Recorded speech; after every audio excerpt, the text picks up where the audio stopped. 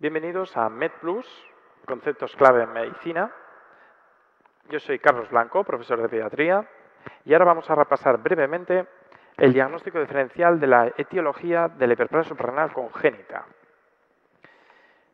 Esta enfermedad, que puede resultar un poquito complicada de estudiar, vamos a intentar resumir cómo podemos aprendernos la etiología y cómo podemos aprendernos la clínica asociada.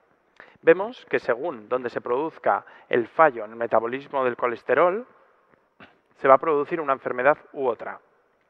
El colesterol en la suprarrenal se metaboliza por distintas vías que no hace falta saberlas de memoria concretamente, pero más o menos, si tenemos sobre todo memoria fotográfica, vemos que se produce aldosterona, cortisol y andrógenos.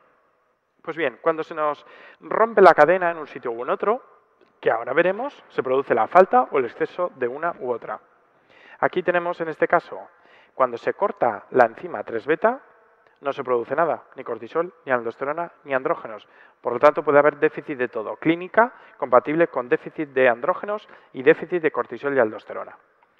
Cuando se nos corta el camino por la 21, que es la más frecuente, el déficit de 21-alfa-hidroxilasa, se nos corta el cortisol y la aldosterona. Por lo tanto, habrá déficit de cortisol y aldosterona y habrá un aumento de andrógenos. Clínica, pues probablemente virilización con alteración metabólica. ¿Qué ocurre? Que si nos corta con el 17 veis que se nos produce el corte de andrógenos y en todo caso hay un exceso de la vía metabólica de la aldosterona, hipertensión.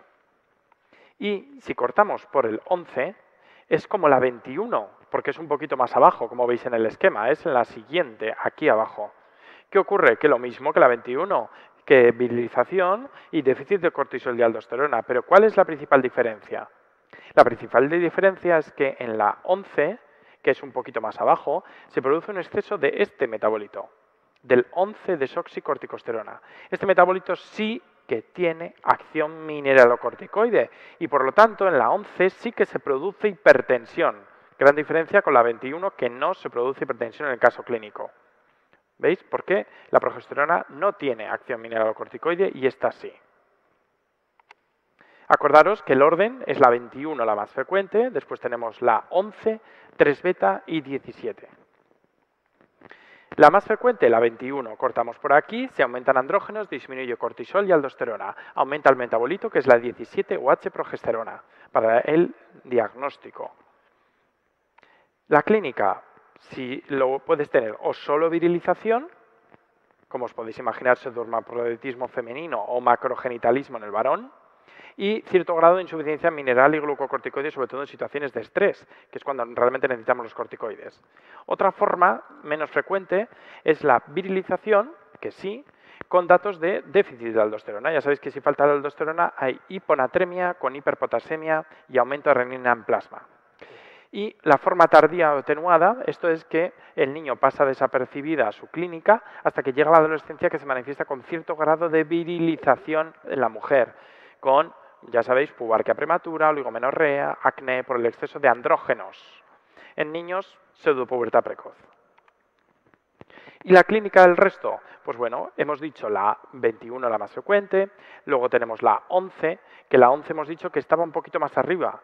Acordaros que había un déficit de corticoides y aldosterona, pero la gran diferencia es que hay un aumento del DOCA, que tiene acción mineralocorticoide. Por lo tanto, aquí sí que hay hipertensión, con, lógicamente, el aumento de andrógenos, masculinización y pseudopubertad precoz.